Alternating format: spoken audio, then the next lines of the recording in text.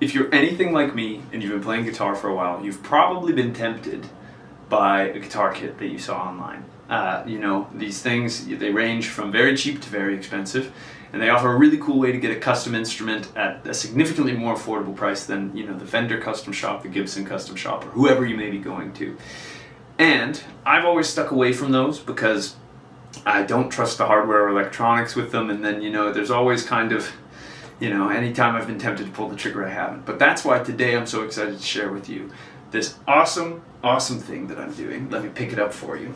This is a beautiful custom Tele kit from the fine folks at Precision Guitar Kits. Precision Guitar Kits is a company that is local to me. They're based out of Delta, which is a city just outside of Vancouver. And they have an interesting approach to this. So there's a company called Warmouth that makes incredible stuff. But they tend to be very expensive. Everything you can kind of completely custom order, and Precision Guitar Kits is kind of like Warmouth with slightly fewer options, in that they have a set selection of neck profiles that is smaller. They have a set amount of bodies that are customizable. Like if I wanted a humbucker, I could have done something with it. But it's basically slightly less customizability, and the premise behind their guitar kits is they will give you an absolutely premium quality body and neck, but they won't give you any hardware or electronics. It's up to you to source that. So I have done that, and I'm going to be taking you along the journey while I build this guitar. But I wanted to talk a little bit about the specs here. In full disclosure, I did get a discount on this kit in exchange for making these videos, but Precision Guitars is not, they don't get to see this before I post it, so everything that I say is my 100% honest opinion, and I did still spend a considerable amount of my own money on this guitar because they're a small local company and I didn't want to gouge them. So just so you know, that's the info. But let's talk a little bit about my Telecaster kit.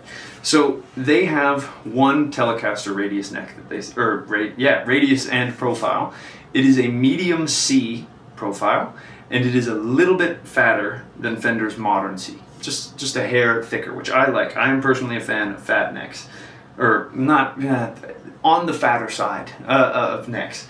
Now, the thing that I am most excited about this is that all of their Telecaster necks come with a 12-inch fretboard radius, so it is flatter. I've recently made some videos sharing opinions on, you know, thinking that most necks should be flatter so you can run lower action. And the other thing that's incredible about this neck is that it has huge stainless steel frets on it. I'm a huge fan of stainless steel frets.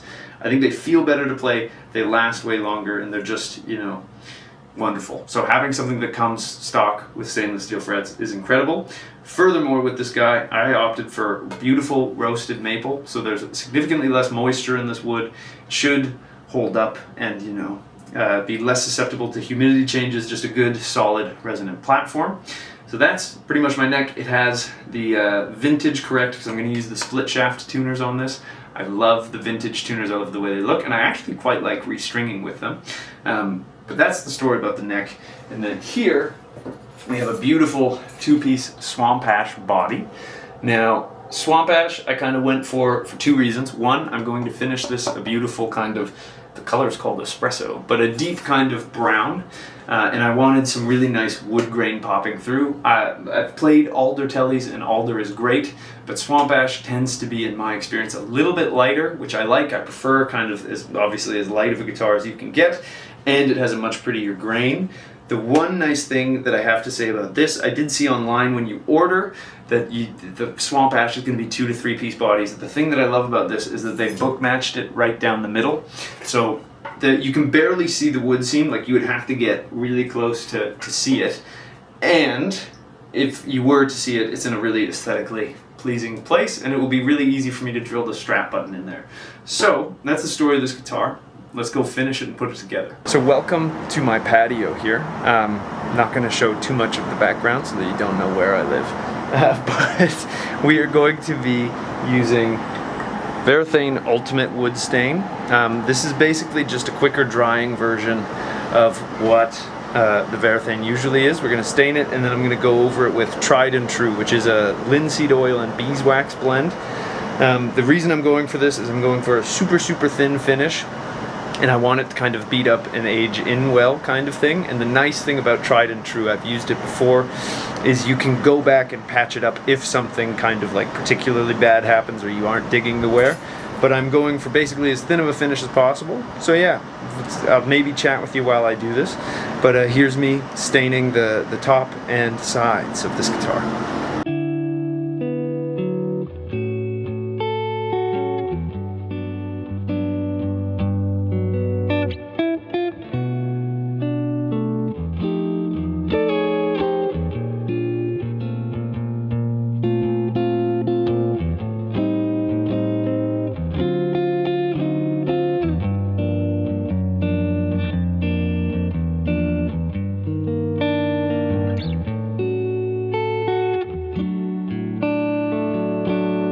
Alright, we're back. This is maybe a couple hours after you last saw me, and this is what we're working with. Hello, motorbike in the corner, damn. I have sanded off a bunch of this because I did not realize that there were some little kind of tooling imperfections in the wood. So almost all of the finish that I've or the stain that I stained has been sanded out, and I need to kind of progressively go through it. I had to go to Home Depot to buy some more sandpaper to do this, and I want to be clear. Sorry, this way you get better light. I want to be very clear that it is my fault that I have to do this, not Precision Guitar Kits. If you go to their FAQ, they say that they sand to 120 and it's paint ready, not stain ready. These imperfections from the CNC machine, I imagine is what they were using, is caused, or it wasn't visible or feelable. They're microscopic, but when I rubbed in the stain, it was going in unevenly.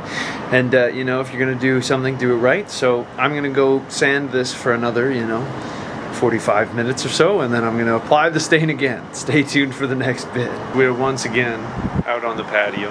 It is a couple hours after the last update, and this is what we're looking at. I'm really digging the way that the stain's kind of rubbing in, and now I'm gonna hit it with some tried and true. I used to use this stuff that's not focusing on it. There we go. Used to use this in wood shop quite a bit. It's a linseed oil and beeswax finish that'll be super thin, and it'll let the wood vibrate nicely. So looking forward to that, having a super thin coat on, and we'll see how this goes. So the lighting is sincerely not the best, but yeah, this is gonna bring out some kind of shine.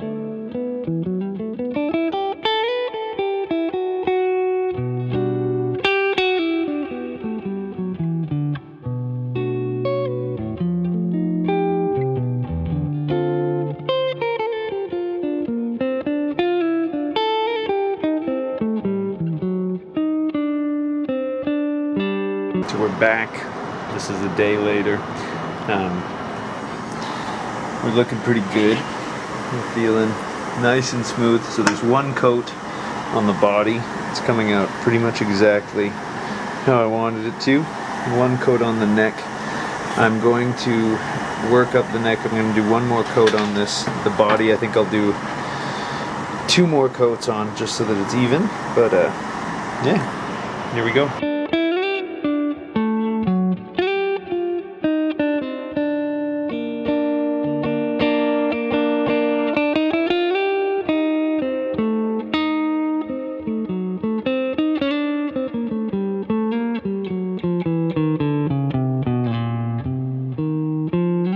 Welcome back.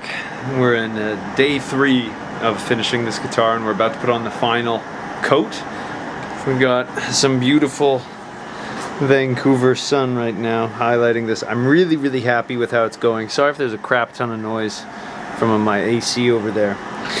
But we're going back in. We've got 2 coats of the tried and true on. This is a finish that sinks into the wood, kind of, rather than building a film on top, so it still feels kind of raw. But I'm super happy with how it's looking. We're gonna rub on our final 3rd coat. This is the view that gets you the best kind of view of me. But 3rd coat, then I gotta let it cure for 24 hours, and then tomorrow afternoon / evening is when I'm gonna do the final big push to try and get this guy done. So follow along. So we're back out on the patio. The guitar is still curing the body, but now I get to look at my beautiful roasted neck here. And what we're working on now is we are going to take this and we are going to sand down the nut. For the nut of this guitar, I've opted for a Graphtec tusk nut. Some people say bone is still best. I personally am a big believer in the modern innovation of tusk. Only catch, and this is slightly too wide for the nut slot. So I'm about to spend some time with this wonderful sanding block to get things down to a correct fit. And if I do things right, I can get this so tight that I don't even need to use glue on the nut, which makes later maintenance, and if anything goes wrong with the nut, makes replacing it much easier. So I'm gonna go sand for a little bit.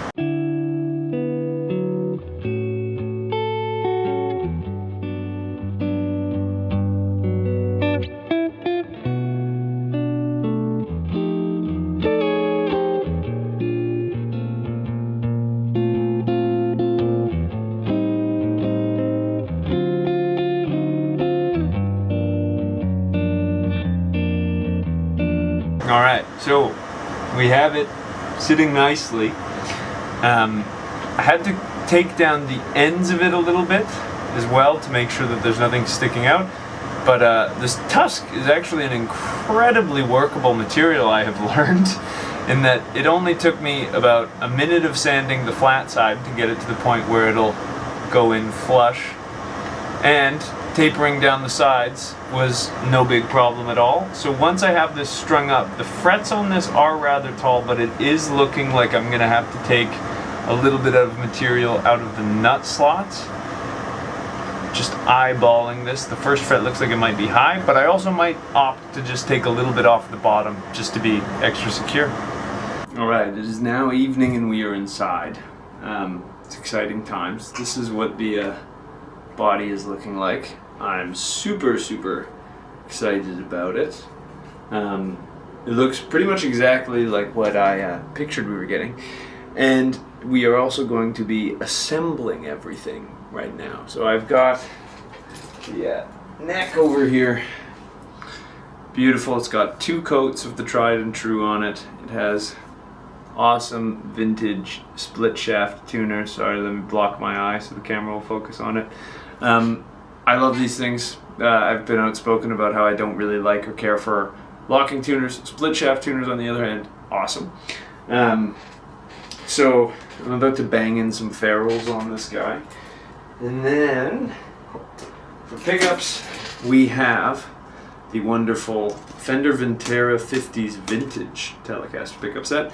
They aren't the crazy expensive ones, but honestly, I remember I worked at a music store when the Vintera line originally came out, and I loved this set of pickups. So to me, they're basically the custom no-caster set. They get you in the same territory for about half the cost, and so I'm not super bothered. For those of you uninitiated, these feature an Alnico 3 in the bridge and an Alnico 2 in the neck, so it's a little bit lower output, a little bit more bassy. Super excited about it, and again, the great thing about playing a Fender style guitar is that changing these out is never that big of an issue. Bridge wise, I'm giving this guy a shot. This is a Music Lily bridge. I believe it's the same company as Wilkinson. It's compensated saddles, the brass saddles, and it's this fun kind of curvy one like the original ashtray Teles were.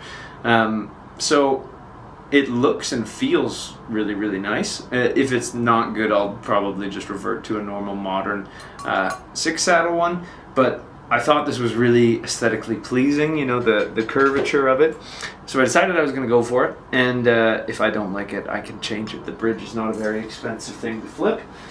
And then other than that, the only other thing that I'm doing kind of different than usual, I'm putting in some 500K pots rather than the usual 250K, just because that's a personal preference. So I will also warn you, there's this crazy heat wave happening in Vancouver, so I'm gonna try to film as much of me putting this together and drilling all these things as I can and do it as a kind of time-lapse thing. But if it randomly stops, please just know that it is because I have taken off my shirt and pants because it is so hot in my office here.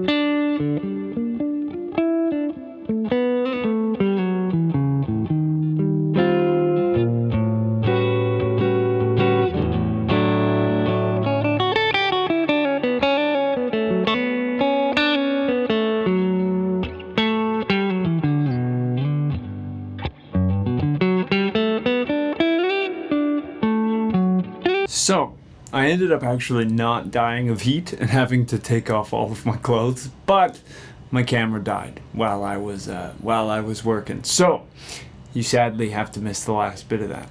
But it's been a couple days, it is still too hot, and we actually recently have gotten the wonderful addition of wildfire smoke. But please, let me introduce you to my finished guitar here. So, I'll give you kind of a quick little demo of what it sounds like and, the full rundown on the specs. So, you already know this is an ash body. Now, if you go a little bit further up from this, you will find a really, really cool bridge. It's actually by Music Lily, which is a Chinese guitar parts manufacturer. And I'll try to get an angle where you're not getting obliterated by light. But the cool thing about this bridge, so Music Lily, I believe, is made in the same factory that they make Wilkinson parts.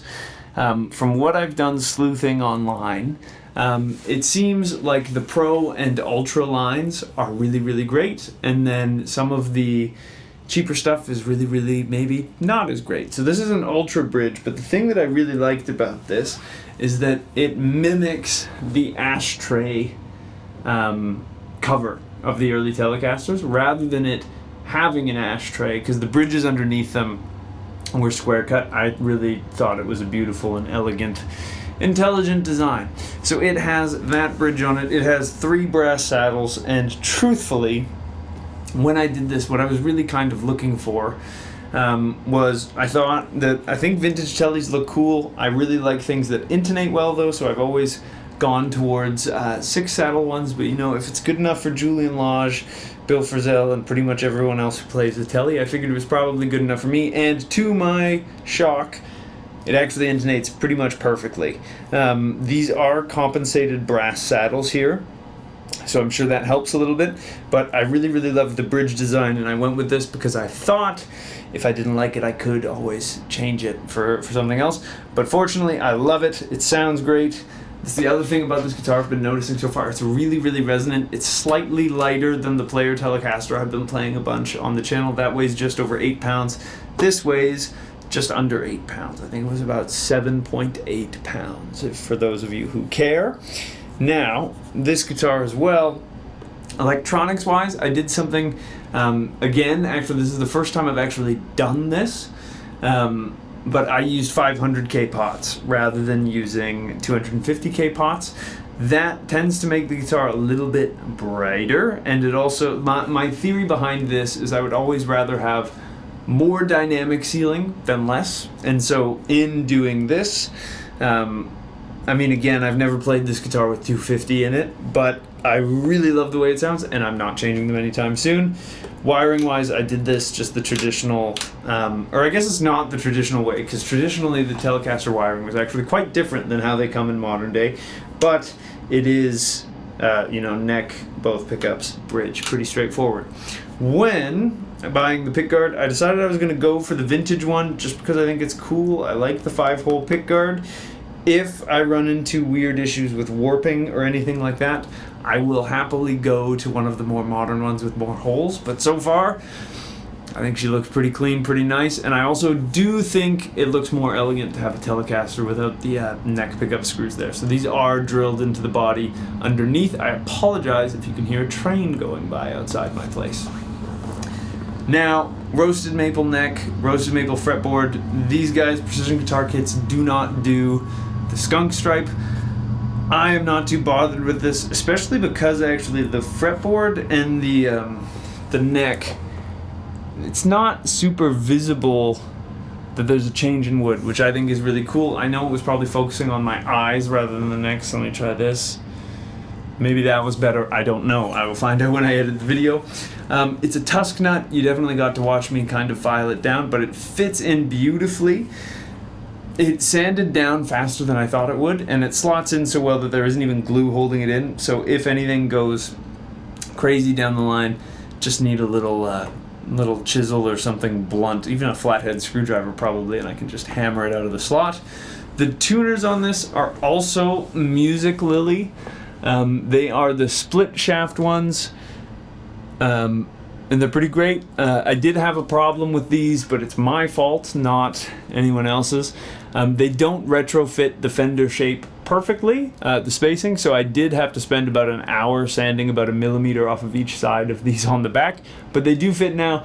And split shaft tuners, kind of like the 3-saddle bridge, I don't think these are the world's greatest tuners in the world. I've never had any problems with split shaft tuners. I just think they're freaking awesome and cool. So that is why they're on this guitar. Again, I kind of like, and I'll talk more about this in a video where I compare this against my Fender Tele, but my tastes in guitars are irritatingly modern and vintage influenced at the same time. I think split shaft tuners look cool. I think they're super... I like restringing them. It is maybe a little bit more hassle, but I actually enjoy the process, so that's why they're on this guitar. And then I did the traditional, this is actually a Fender Authentic string tree there, where it's just on the B string and the E string. I think it looks great. The headstock shape and everything, I'm just in love with how this thing looks. The back is pretty too. I did not use any grain filler or anything when I finished this, so the the sides with the end grain, for those of you who don't know, end grain tends to soak up more finish than the top or the back. I actually really dig it because I think it makes the top and the back pop a little bit more, that it has this kind of dark, it's like the back and sides are kind of like a natural wood colored binding. Other things that I've noticed about this, my God, building your own Partscaster is awesome, because I got to set this up exactly how I like it. It gets to sound exactly how I like it. In fact, I should probably play it for you a little bit and give you what it sounds like. So again, these are the Vintera Vintage 50s Telecaster pickups. These have, and here's kind of some sounds. In post I'll mute the mics. This is the direct line from my modeler.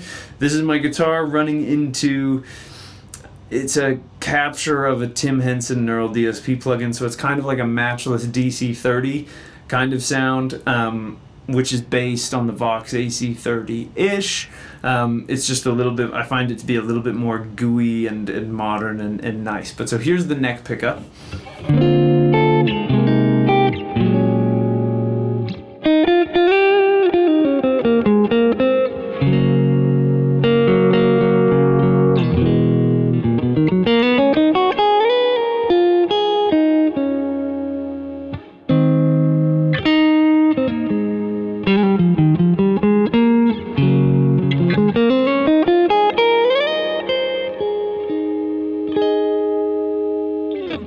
Beautiful. Middle position gives you kind of the standard.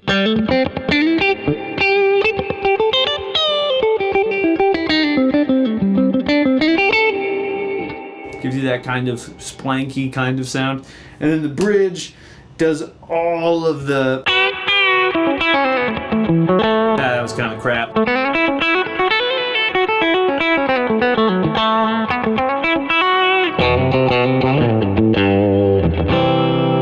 Can't play too much Alan Jackson or they'll copyright strike me.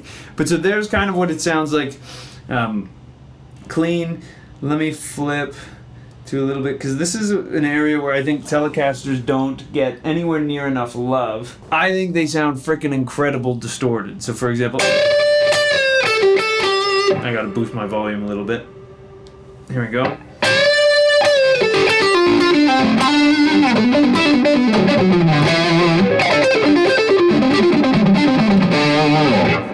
And then if you were to go, you know, maybe a little bridge pickup on a Tele distorted is one of my favorite sounds.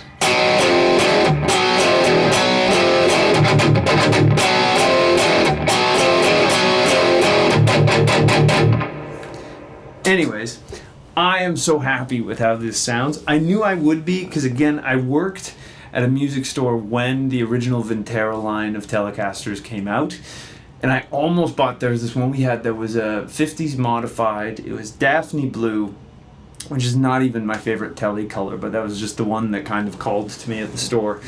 And I almost bought that guitar with my staff discount, and these were the pickups that were in it. And I knew, because I've also played a bunch of guitars that have the Custom Shop No Caster set. In my head, I was like, okay, these Vintera 50s will get me basically to the same place that I'm hoping to go. And it really is true. So the pickups in the player Telecaster are wonderful. They're definitely a little bit brighter and more kind of modern.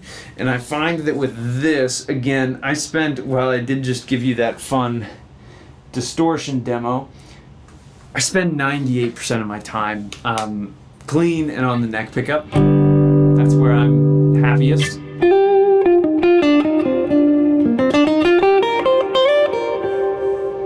And I find that this has a really, really beautiful kind of like thunk to my pick attack. It's never shrill, whereas sometimes I feel like on the player Tele I had to back up a little bit. But anyways, that's pretty much the whole build here. I'm gonna make another video again talking about this and kind of comparing it to my player Telecaster and saying, you know, which Partscaster is Partscaster better, or is buying the Fender thing better. But yeah, I think that's pretty much it about this guy. So thank you to my friends over at Precision Guitar Kits for this beautiful guitar. If you are curious, I will link to their website down in the description. They're wonderful dudes. Every person that I had contact with at the company was super kind and helpful and nice. They're great at what they do, and yeah, make your own guitar. It's good fun. So if you enjoyed this video, I'd really appreciate it if you could like and subscribe. It really helps me out more than you can know. If you're interested in taking a guitar lesson with me, there's a link to get in touch with me down in the description. I'd love to work with you on whatever's troubling you on the guitar. If you're looking for a way to support me and what I'm up to here, you can check out my Patreon page, link down below. All of my patrons get early access to videos as well as behind the scenes sneak peeks. It's stuff that I don't really share anywhere else. If you are looking for a different way to support me and what I'm up to, I do have ebooks and video courses for sale. It's a great way to get some more in-depth educational content from me than I can fit in a 10 to 15 minute YouTube video. And last but not least, I have new videos coming out every Monday and Thursday, so I hope I'll see you in the next one. And until I do, I hope you have a lot of fun playing the guitar, and I'll see you next time.